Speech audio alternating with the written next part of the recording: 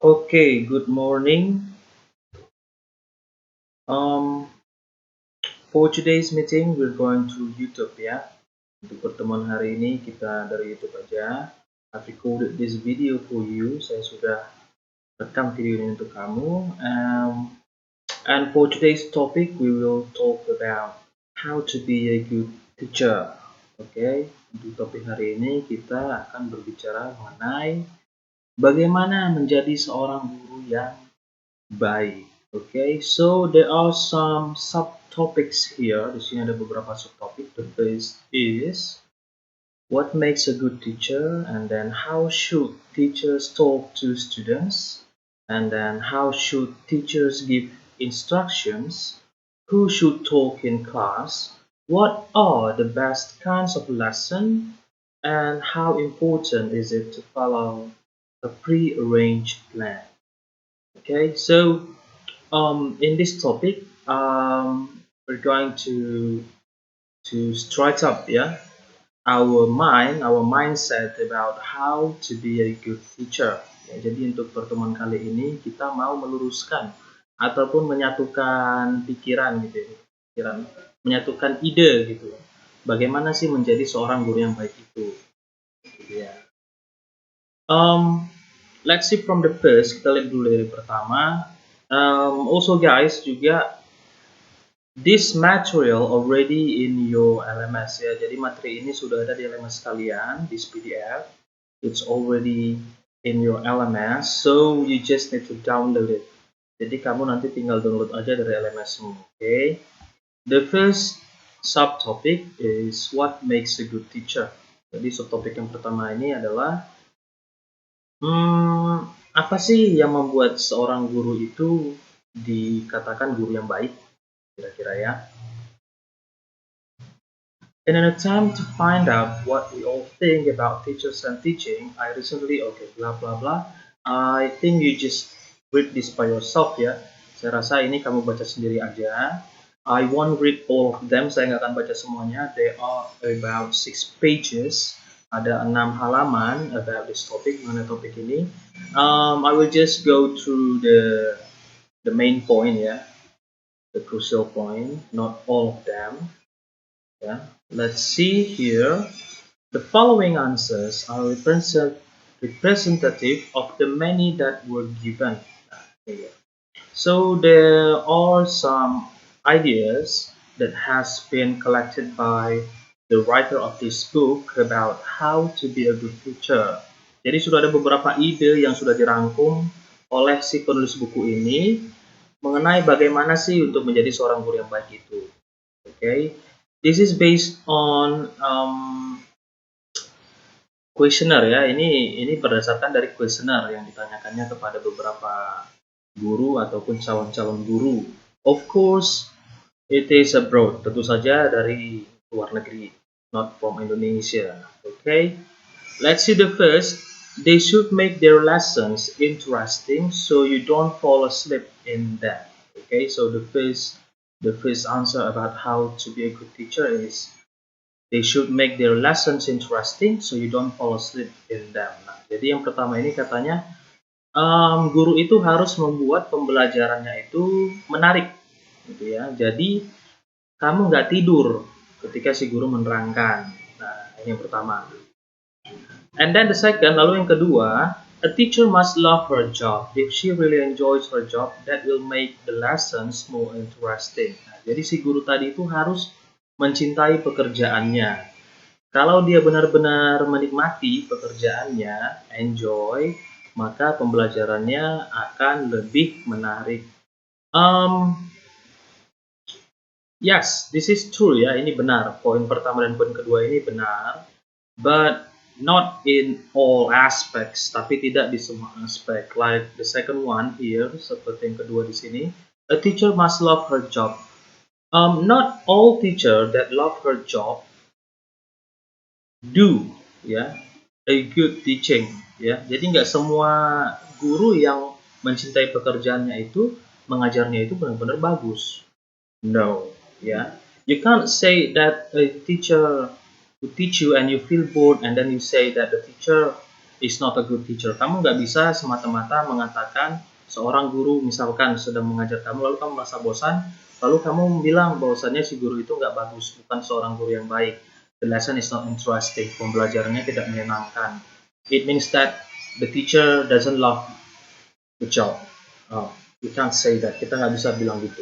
Okay, so maybe the teacher love the job, but the teacher doesn't know how to construct the teaching to be interesting. Bisa saja si guru tadi itu sebenarnya mencintai pekerjaannya, bahkan sangat mencintai pekerjaannya sebagai seorang guru, namun dia tidak tahu bagaimana merancang pembelajarannya supaya menyenangkan, supaya menarik, gitu ya. Nah, maka dari itu yang namanya guru itu teachers must keep learning. Ya, jadi guru-guru itu memang dia harus terus-terus belajar, gitu. Tidak hanya berhenti ketika dia sudah selesai dari jenjang tamatannya. Kenapa begitu? Because the time moves on. It means that the people also moves on. Jadi waktu itu kan berjalan terus. Tentunya orang-orang juga berjalan semakin meningkat. Orang yang sekarang tentunya berbeda dengan orang yang dulu. Maybe in the past, mungkin di masa lalu, it is okay just to give them lecture. Mungkin nggak ada masalah kepada siswa-siswa zaman dulu itu kalau misal si guru hanya menjelaskan dengan ceramah. But not in this era, but not nowadays. Tapi nggak di saat-saat sekarang ini, tidak di zaman ini. Why? Because the students are getting critics, ya, karena siswa-siswa itu mereka itu semakin kritis semakin kemarin. Not like the past time, tidak seperti masa lalu, zaman-zaman dulu. Makanya guru itu harus, teachers must transform, ya, based on the students' need.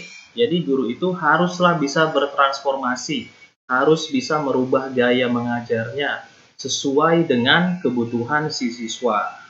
Okay, the third here, yang ketiga di sini, I like the teacher who has his own personality and doesn't hide it from the students so that he is not only a teacher but a person as well.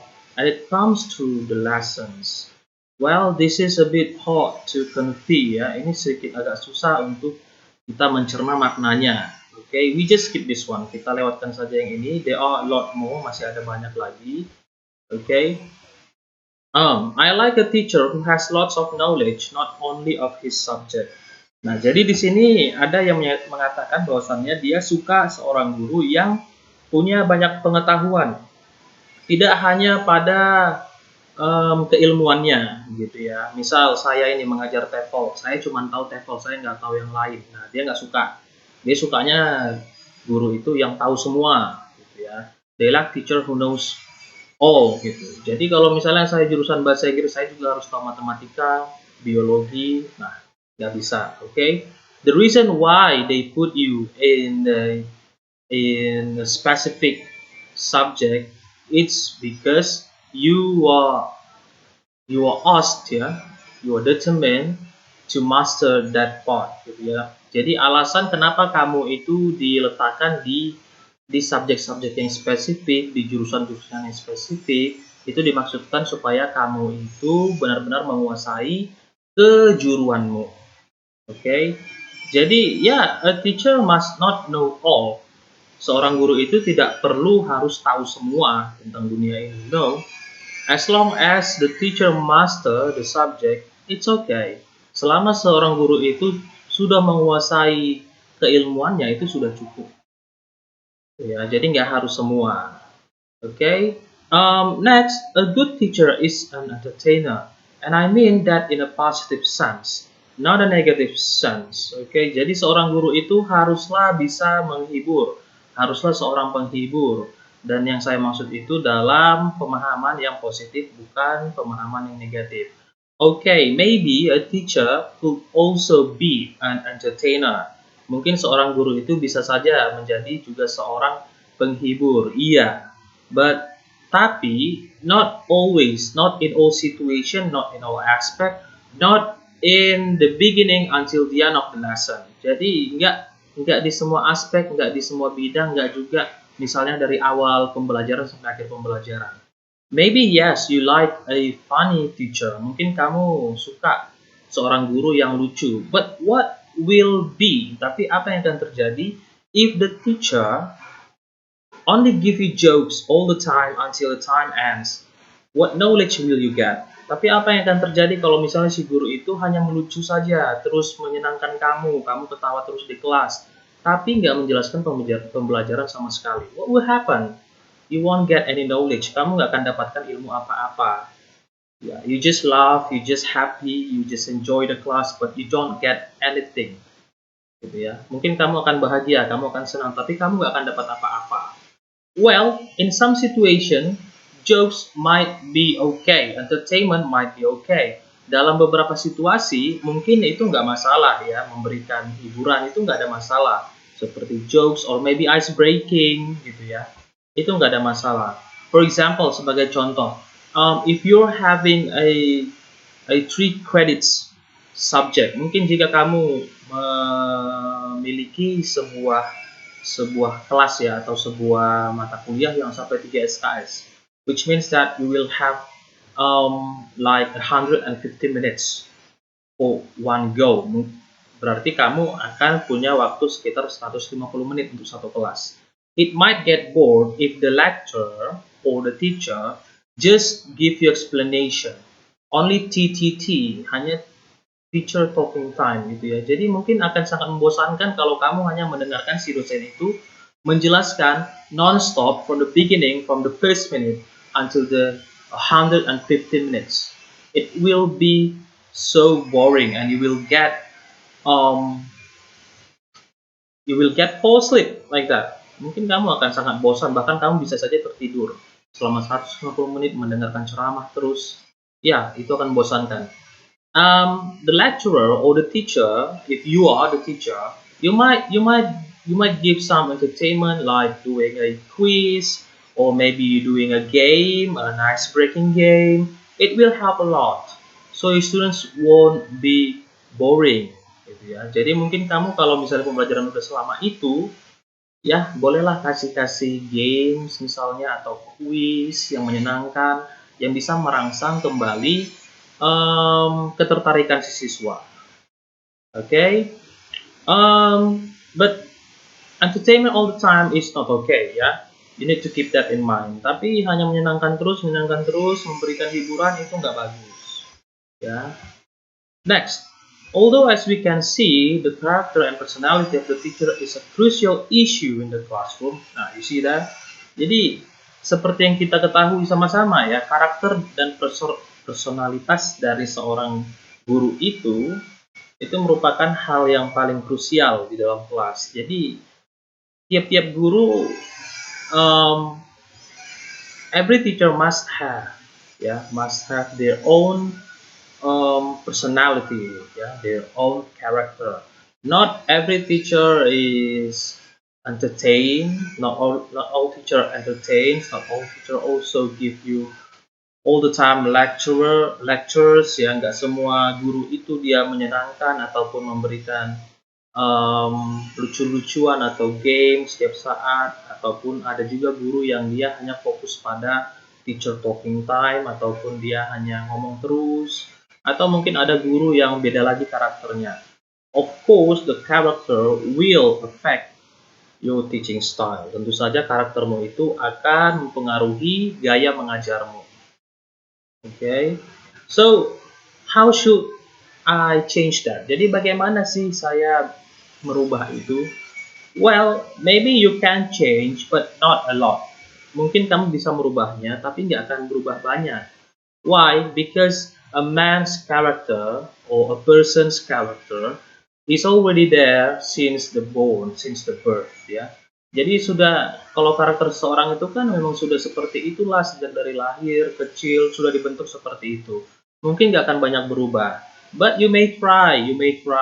Okay? Tapi kamu tentunya boleh cobalah rubah itu based on your student's need, berdasarkan dari ataupun kamu lihatlah berdasarkan dari kebutuhan siswa kamu. Apakah kira-kira kamu harus merubah karakter kamu sedikit untuk supaya bisa menggunakan strategi-strategi mengajar yang lebih bisa diterima oleh siswamu, tentunya kamu harus pikirkan itu.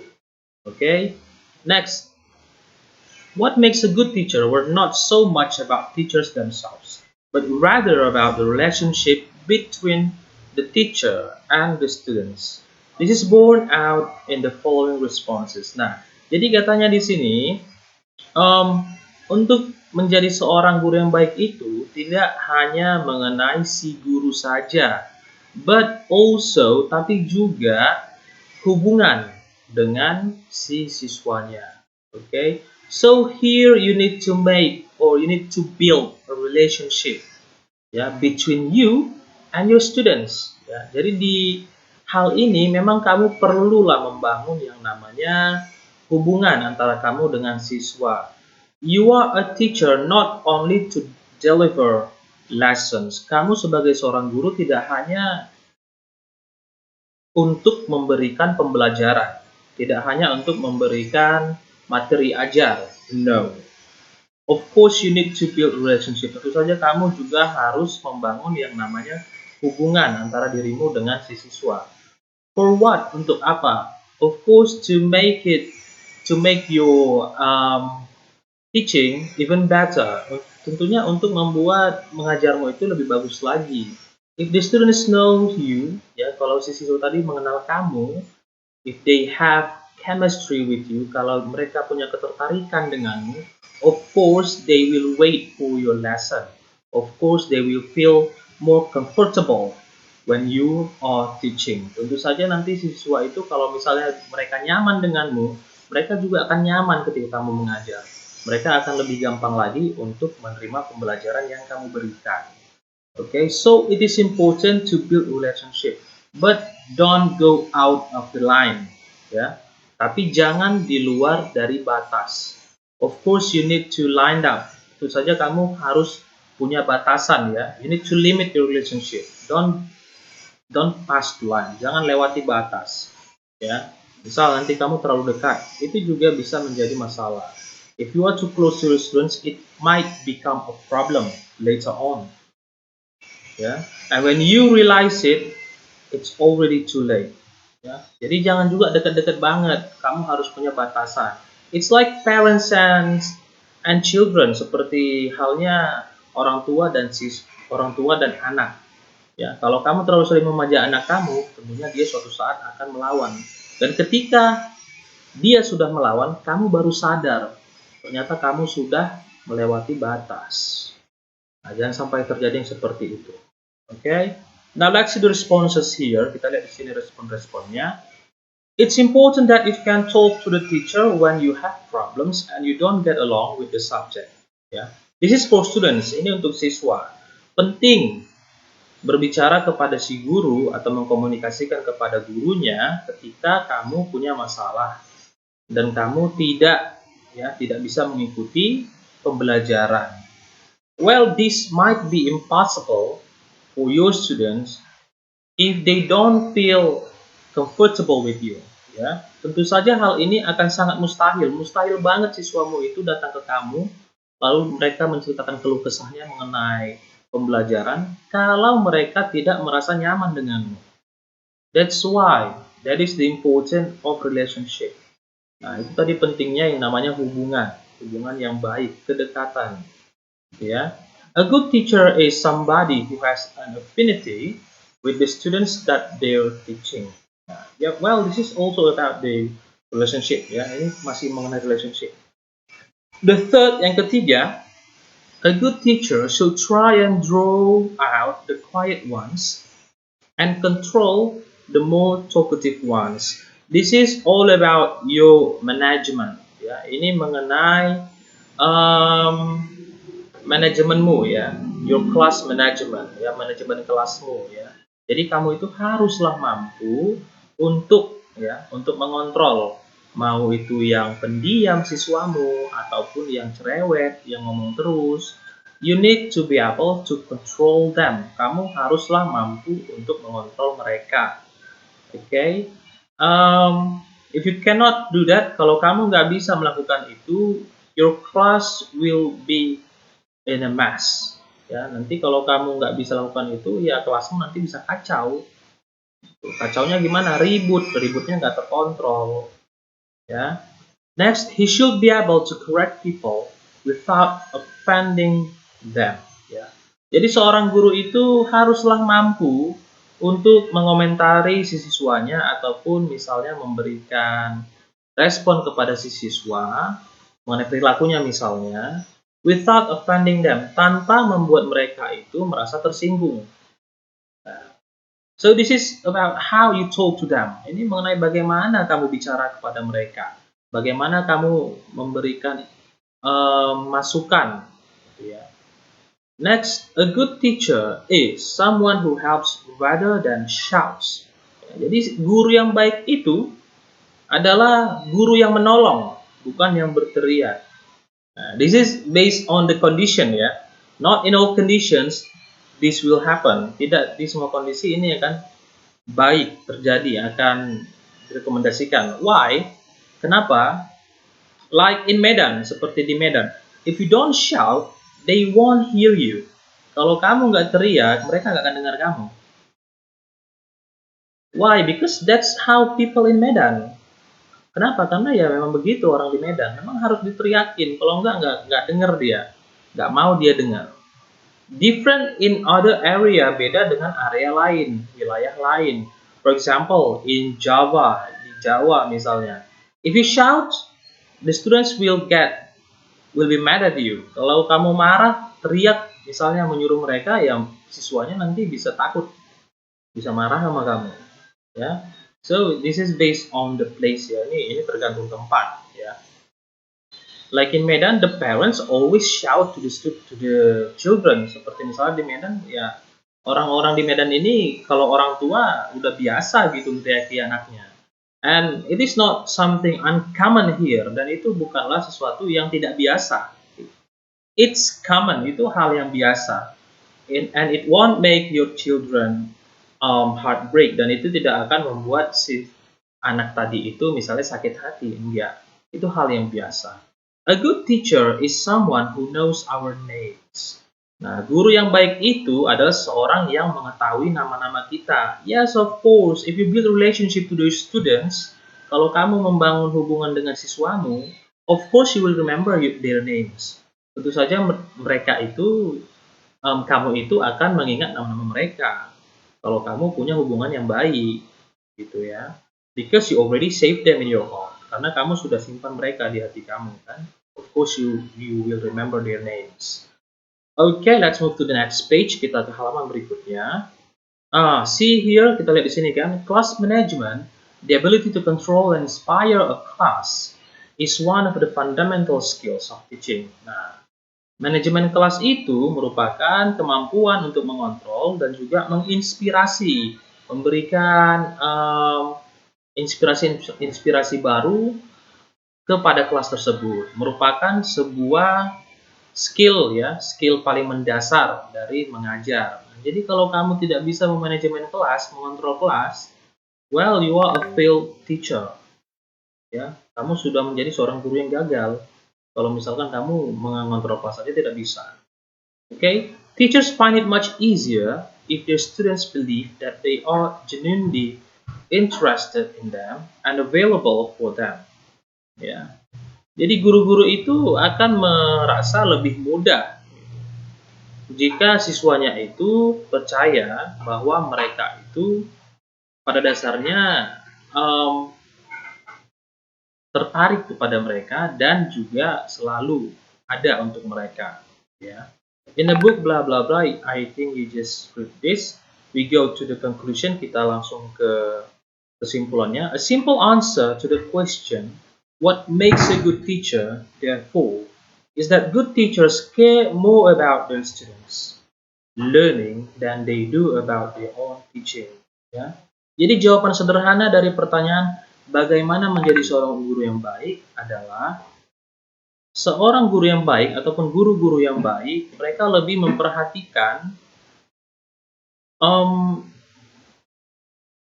pembelajaran dari si siswanya. So it's not always about how you teach. Jadi tidak melulu mengenai bagaimana kamu mengajar, bagaimana strategi mengajarmu, but it is based on your students' need in learning. Ya. So how you know about their needs? Jadi bagaimana kamu tahu kebutuhan mereka? Of course, by building a good relationship with your students. Tentu saja dengan membangun hubungan yang baik kepada si siswamu. Ya. Next, teachers can never be quiet, show what their students think of them. However, the least predictable things can affect their pupils' perception. Okay, you read that ya. Kamu baca itu. Next, subtopik berikutnya, how should teachers talk to students? Nah, di sini bagaimana sih guru itu berbicara kepada siswa? Bagaimana cara kita berbicara kepada siswa kita? Well, this might affect your teaching and learning process also. Ini juga akan mempengaruhi proses belajar mengajarmu, cara kamu berbicara, ya. So let's see here. Okay.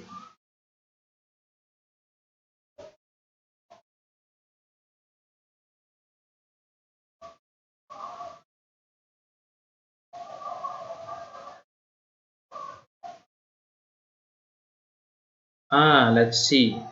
One group of people who seem to find it fairly natural to adapt their language to their audience are parents when they talk to their young children. So the writer here tried to give examples of how parents talk to their young children. Nah, di sini penulis ini memberikan contoh bahwasannya cara berbicara yang baik itu adalah bagaimana orang tua berbicara kepada anak-anaknya yang lebih muda, gitu ya. Studies show that they use more exaggerated tones of voice and speak with less complex grammatical structures than they would if they were talking to adults. Nah, jadi memang akan lebih baik, akan lebih mudah jika kamu menggunakan struktur bahasa yang lebih ataupun yang kurang kompleks, ya. Jadi yang tidak terlalu formal, gitu ya.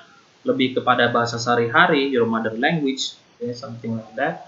Their vocabulary is generally more restricted to, and they attempt to make eye contact. Nah, kosakatanya juga lebih terbatas, ya. So never use vocabulary that never used in daily life. Jadi janganlah coba-coba menggunakan kosakata yang nggak pernah ataupun yang jarang digunakan di kehidupan sehari-hari. Kehidupan sehari-hari siapa? The students' daily life. Kehidupan sehari-hari si siswa. So take a look at your students. Jadi lihatlah siswamu. If you talk to an elementary student, yeah, talk like, do vocabulary that they use in that level. Jadi kalau kamu bicara kepada siswa pada jenjang SD, ya, gunakanlah kosakata yang kira-kira masih pada level SD. Ya, don't go through formal one. Jangan coba-coba pakai yang formal. They will feel afraid, they will feel weird. Ya, mereka akan merasa takut, akan merasa aneh. Ya, because you use some strange vocabularies to them. Karena kamu menggunakan kosakata-kosakata yang mereka anggap aneh gitu. Baru, ya. Also, don't forget to attempt to make eye contact. Juga janganlah lupa, jangan sampai kelewatan melakukan yang namanya eye contact. Ya, it is important. It is really important between you and your student. Nah, ini sangat penting ya untuk melakukan yang namanya eye contact, ya, kontak mata antara kamu dengan si siswa.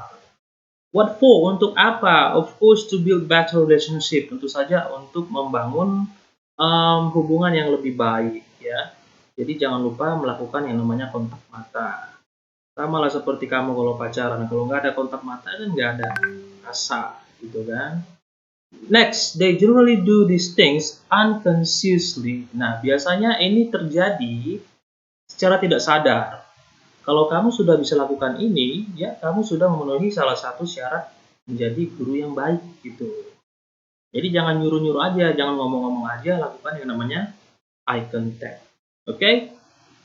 Though teacher and students are not the same as parents and children, this subconscious ability to raw tune The language is a skill they have in common. Nah, meskipun guru tadi itu, ya, guru dan siswa itu nggak sama dengan orang tua dan anaknya, namun kemampuan ini diharapkan sudah biasa ataupun sudah pada dasarnya adalah di diri para guru-guru. Kalau nggak ada, ya kamu nggak punya jiwa seorang guru. Gitu. Why? Because we are teachers, we are the parents of the students. Ya, jadi karena memang guru itu merupakan orang tua dari siswa ketika di sekolah. Nah, apakah ketika di sekolah aja? Of course not. If you met them outside of the school, like when you go shopping and then you meet them in the supermarket, why not? Just give them like greetings, like asking about their condition, asking about who with them, ya. Jadi nggak ada masalah, nggak hanya di sekolah saja. Kalau misalnya ketemu di luar juga janganlah bersikap sombong. Kamu tetap tegur, tanya, minimal ya hanya greeting ya, sapaan ataupun kamu tanya dengan siapa. Ini hal-hal yang sederhana, but they will remember that, ya. Tapi mereka akan ingat itu. Okay, and you will have better relationship with them. Kamu akan punya hubungan yang lebih baik dengan mereka. Okay, next.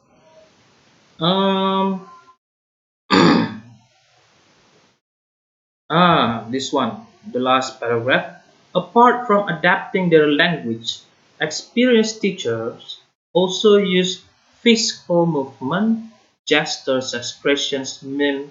It becomes almost second nature to show happiness and sadness, movement and time sequences, concepts using these techniques. Yeah, they become part of the language teachers use, especially with students at lower levels. Nah, selain daripada beradaptasi kepada bahasa mereka, menyesuaikan kepada bahasa si anak tadi, nah, guru yang mempunyai pengalaman itu, guru yang berpengalaman itu juga harus memiliki yang namanya gesture, ya, bahasa tubuh, physical movement, nah, ekspresi, meme. Ya, you can imagine if your teacher doesn't have expressions. Coba kamu bayangkan kalau misalnya gurumu itu nggak punya ekspresi. Ketika ngajar ya mukanya datar aja. What will happen? Apa yang akan terjadi? Well, I can imagine. Saya bahkan nggak bisa bayangkan gitu, ya kan? Of course, you need to have physical movement, like gesture, expressions, or something like that. Menurut saya kamu harus memiliki yang namanya ataupun menggunakan yang namanya bahasa tubuh, bagaimana gerakanmu, bagaimana ekspresimu, ya. Always keep smile, tetaplah tersenyum, ya kan? Tapi jangan ketawa-ketawa sendiri. Itu merupakan salah satu physical movement. Like when you meet your students, ketika kamu pertama ketemu siswamu in the morning, in the school, what is the first thing you will do? Apa yang pertama kali akan kamu lakukan? Coba misalnya, apakah langsung komen? Are you commenting them? Ya, in sudden like, where's your bed name? Where's your tie? Apakah kamu langsung komentari mana bed namanya, mana apanya, dasinya? Well, it's already bad. Itu sudah buruk seperti itu. The first thing you should do is greet them. Hal pertama yang harus kamu lakukan adalah beri sapaan. If they don't greet you, you greet them. Kalau mereka tidak menyapa kamu, kamu menyapa mereka. Ya, it's not always about manner. If you want your students to give you good manner, of course the first thing you should do is give them example. Kalau kamu mau siswa kamu memiliki manner yang bagus, ya, tentunya kamu harus berikan contoh dulu bagaimana manner yang baik itu. Okay? So don't forget that. Jadi jangan lupakan itu. It's not all time about giving respect to you, but sometimes you need to respect others to accept more respects, ya. Jadi nggak hanya melulu tentang bagaimana orang memberikan respect kepada kamu atau menghargai kamu. Tentunya kamu akan lebih dihargai ketika kamu menghargai orang lain terlebih dahulu. Ya, even students. Bahkan dalam kasus siswa. Okay? Next, how should teachers give instructions? Bagaimana seorang guru memberikan instruksi yang baik? Nah, We jump to the second paragraph. Kita langsung ke paragraf kedua. There are two general rules for giving instructions. Ya, ada dua peraturan utama dalam memberikan instruksi. They must be kept as simple as possible and they must be logical. Nah, yang namanya instruksi itu haruslah sesimpel mungkin, sesederhana mungkin, dan juga haruslah logis. Nah, yang dua ini adalah yang paling penting. Mostly, I found teachers that don't do this. Ya, jadi seringnya saya temukan guru-guru yang tidak melakukan ini. Ya, tidak sesederhana mungkin instruksinya, berbelit-belit. Jadi siswa itu akan bingung. Ya, mostly happen to the students at lower level. Biasanya terjadi pada siswa-siswa yang berada di level lebih rendah, misal di tingkat SD. Nah, kalau instruksimu tidak sederhana, mereka akan pusing. Kalau mereka pusing, mereka akan cerita ke orang tua. Kalau mereka cerita ke orang tua, kamu akan ributin orang tuanya. Nah, so just keep them as simple as possible. Jadi ya buatlah instruksi itu yang sederhana. Sederhana mungkin. Okay? And they must be logical, dan juga haruslah logis. Ya. Harus logis, jangan yang nggak logis. Okay? Bagaimana yang logis ini, Pak? Ini jangan lagi kalian tanya ke saya. Ya, I believe you know better about what is logical and what is illogical. Saya yakin kamu lebih paham yang namanya logis dengan yang tidak logis. Okay? Before giving instructions, therefore, teachers must ask themselves the following questions. So there are some tricks here. Jadi ada beberapa trik di sini ya. Sebelum memberikan instruksi, guru itu harus bertanya dulu kepada dirinya pertanyaan-pertanyaan berikut. Ya. The first, what is the important information I am trying to convey? Kira-kira informasi penting apa yang saya mau coba untuk berikan gitu ya, untuk jelaskan. What must the students know if they are to complete this activity successfully? Apa yang si siswa itu harus tahu terlebih dahulu untuk mengerjakan atau untuk menyelesaikan aktivitas tersebut. Nah, jadi hal yang seperti ini kamu harus perhatikan. Ya. Jangan suruh siswa menjawab soal yang kamu belum jelaskan. You don't ask students to answer questions that you don't explain before. Ya, jangan coba-coba. Okay. Next, which information do they need first? Ya, informasi apa yang paling pertama mereka butuhkan? Which should come next? Lalu apa berikutnya? Ya, you need to plan this. Kamu harus rencanakan ini dengan baik. If not, it will be in ruin. Nanti akan kacau kalau nggak bagus kamu rencanakan. What first? What second? What the third? What next? Ya, kira-kira yang pertama itu apa yang perlu? Lalu kemudian apa yang kedua? Lalu berikutnya apa? Jangan acak-acakan. Don't give them random questions and random topics. Ya. It will be bad, not only for the students, but mostly for the students. Tidak hanya untuk si siswa, memang guru juga itu buruk, ya. Tapi memang dampaknya itu paling besar kepada si siswa. Kasihan dong siswanya, belum diajarin tapi udah disuruh jawab soal. Repot kan? Oke, next, berikutnya. Who should talk in class? Nah, ini dia. Siapa yang harus berbicara di dalam kelas? Ya. Okay, let's jump to paragraph 3. Good TTT, ya. TTT stands for Teacher Talking Time. Nah, TTT itu Teacher Talking Time, artinya ya waktu bicara guru. Ya. Lawatnya itu STT. It stands for Students Talking Time. Nah, good TTT may have beneficial qualities. However, if teachers know how to talk to students, if they know how to rough tune their language to the students' level, as we have discussed above, then the students get a chance to hear language, which is certainly above their own productive level, but which they can more or less understand. Ini mungkin ya, mungkin yang namanya TTT itu punya kualitas yang sangat bagus. Ini sama seperti yang namanya ceramah gitu ya. Bagus mungkin, bahasanya pun ya tertata dengan baik, materinya juga tersampaikan dengan baik. Tapi ini ya, tidak semua siswa itu memahami yang namanya bahasa kamu itu. Ya, mungkin bahasa kamu itu sudah di atas mereka. Seperti saya bilang tadi, tidak semua paham tingkat kosakatamu, tingkat bahasamu, tingkat struktur bahasamu. Mungkin nggak semua siswamu bisa memahami itu. Jadi gimana Pak? Nah, you need to make sure that your words, your vocabulary, the way you talk to them is at the same level at their course. Nah, kamu harus pastikan itu sama ataupun berada pada level yang sama dengan mereka.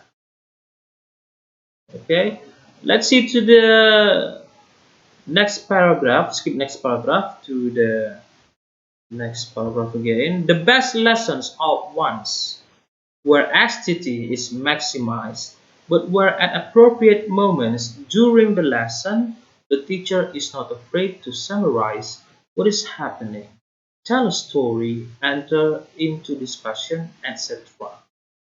Okay? Jadi pembelajaran yang terbaik itu adalah ketika STT itu, student talking time itu dimaksimalkan. Okay? Jadi nggak melulu si guru lagi.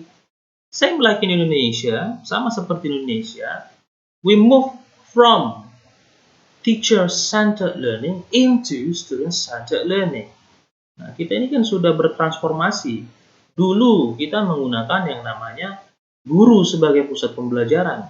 But now, tapi sekarang tidak lagi. Kita sudah memusatkan pembelajaran kepada si siswa.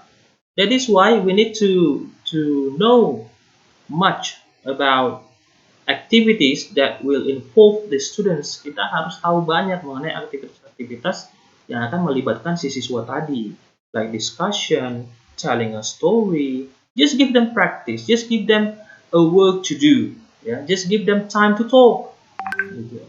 Especially in English, like in the speaking class, ya. Apalagi dalam bahasa Inggris, speaking itu ya. Kalau nggak praktek, if you don't practice, you won't speak. Kalau siswamu nggak kamu kasih praktek, ya dia nggak akan bicara. Your speaking class will be fail. Nah, speaking classnya akan jadi gagal. Okay, so maximize what is called STT. Jadi maksimalkanlah yang namanya STT. So, ya. Well, it doesn't mean you don't talk, tapi tidak berarti kamu tidak bicara. Ya. Just manage them, atur aja gitu. Yang pasti lebih banyak yang namanya STT, student talking time. Okay? Next, berikutnya, next page number 5. What are the best kinds of lesson? Nah, pembelajaran seperti apa pembelajaran yang terbaik itu? Dan bagaimana pembelajaran yang terbaik itu? This is not about the topics of your lesson ya. Ini bukan mengenai topik dari pembelajaranmu. No. This is more about you. Ini lebih kepada dirimu, the teacher. Ya, about how you manage yourself in teaching, mengenai bagaimana kamu mengatur dirimu dalam mengajar. Ya, dirimu maksudnya bagaimana, sir? All of you, keseluruhan dirimu, including your inside and outside. Termasuklah di situ yang di dalam dirimu, hatimu, jiwamu, and also your appearance, dan juga penampilanmu, bagian luarmu. Ya.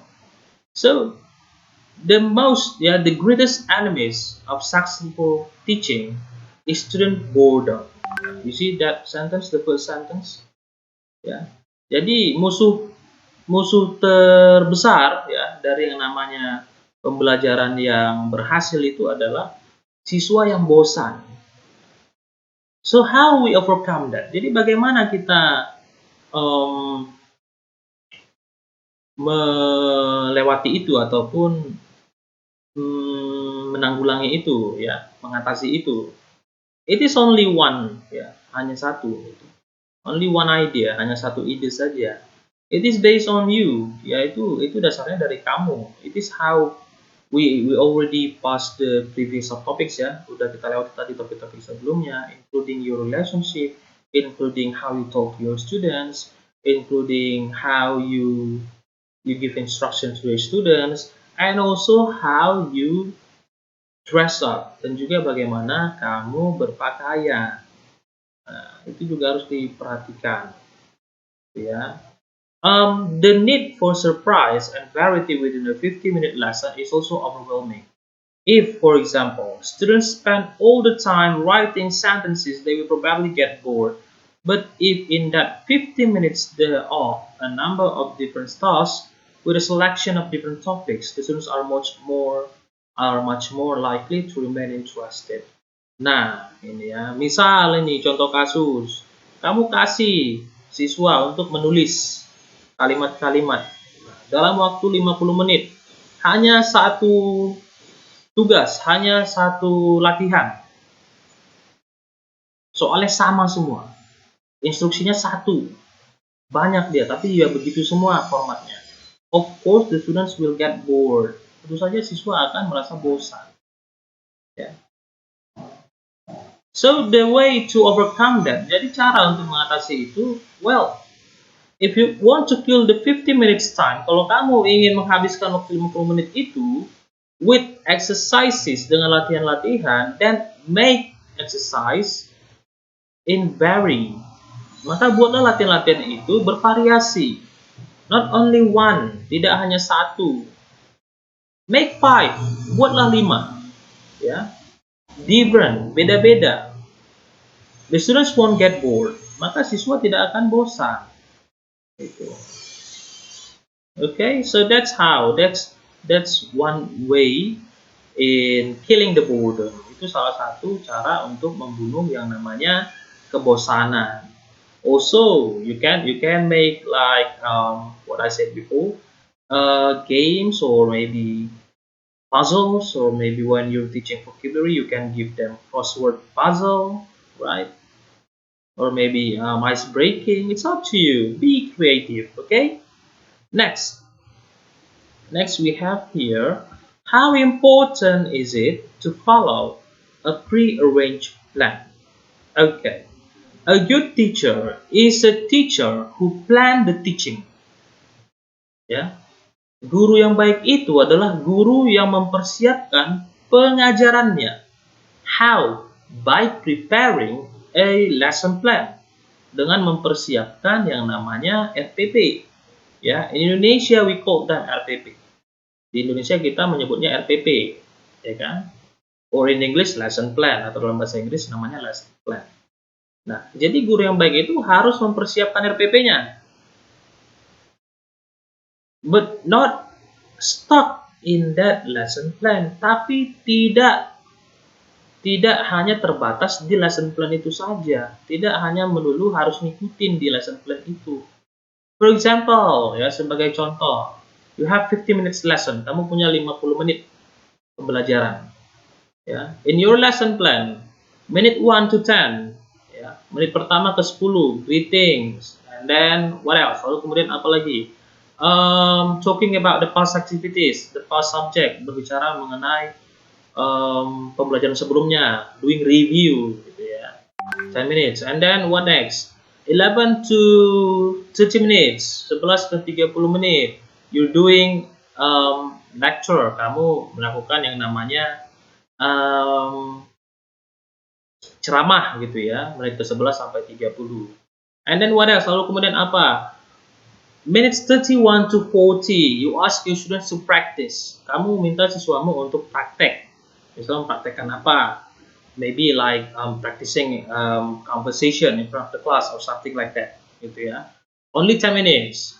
And then minutes 41 to 50, you ask your students to do another exercise untuk melakukan tugas lainnya, latihan lainnya, like maybe answering questions, yeah, or maybe making a dialogue, writing a dialogue, or something like that. But in the real situation, namun pada situasi aslinya, when you're teaching, ketika kamu sedang mengajar, the 10 minutes is not enough. The 10 minutes in doing the speaking activity is not enough. Tapi pada situasi sebenarnya, misalnya ketika kamu minta siswa praktek conversation di depan kelas, waktu 10 menit itu nggak cukup. Malah menghabiskan waktu 15 menit. As a good teacher, what will you do? Sebagai seorang guru yang baik, apa yang akan kamu lakukan? Are you going to still with your lesson plan? Apakah kamu akan tetap menggunakan lesson planmu? Jadi misalnya percakapannya belum selesai, for example, when the conversation is not finished yet, then you just cut them, kamu langsung potong saja, and then you continue with another plan. What will you do? Will you stick to your lesson plan? The answer is no. Jawabnya adalah tidak. A good teacher must be flexible. Seorang guru itu haruslah fleksibel. As its name, sebagaimana namanya, it is a lesson plan. It is a plan. Plan doesn't go always as good as what we plan. Ya. Sebagaimana namanya, itu adalah rencana pembelajaran, rencana. Rencana itu tidak selalu berjalan mulus. Ya. So you need to be flexible. If it takes more than 10 minutes, then go on. Kalau misalnya lebih dari 10 menit conversation-nya, silakan. Lanjutkan. Then what about the other exercise? Lalu bagaimana dengan latihan yang lain? Well, you can give them as a homework, right? Kamu tentu bisa berikan sebagai pekerjaan rumah. Why not? Kenapa tidak? You need to be flexible. Okay? So don't stick too much at your lesson plan. Jadi jangan terlalu terpaku pada yang namanya lesson plan. You need to be flexible. Of course, a lesson plan is important. Tentu saja yang namanya lesson plan itu penting. But I need you to see the situation. Tapi saya mau kamu lihatlah situasinya. Kalau ternyata waktunya itu membutuhkan lebih dari 10 menit, it means that your plan need to be revised. Artinya ya rencana pembelajaranmu itu, RPP-mu itu ya harus direvisi, itu yang salah. Buktinya di kejadian nyata, in the real life, in the real situation, it needs more than 10 minutes. Butuh lebih dari 10 menit untuk praktek. Okay, so that's a simple example about that. Okay, we move to the last page, ke halaman terakhir ini. Okay, here we have conclusion. Di sini sudah ada conclusion. I'd like you to read them by yourself. Saya mau kamu baca itu sendiri ya, baca sendiri aja. After this, setelah ini, please get back to your LMS. Kembalilah ke LMS setelah ini, and take a look if there's an exercise. Maybe I will make an exercise of you doing or writing a conclusion about what I just explained, mengenai apa yang baru saja saya jelaskan. Cobalah buat kesimpulannya, Also, you may add your own idea. Tentu saja kamu juga boleh tambahkan idemu sendiri, of course, tentu saja. Okay, I think that's all for today. Thank you for watching this video.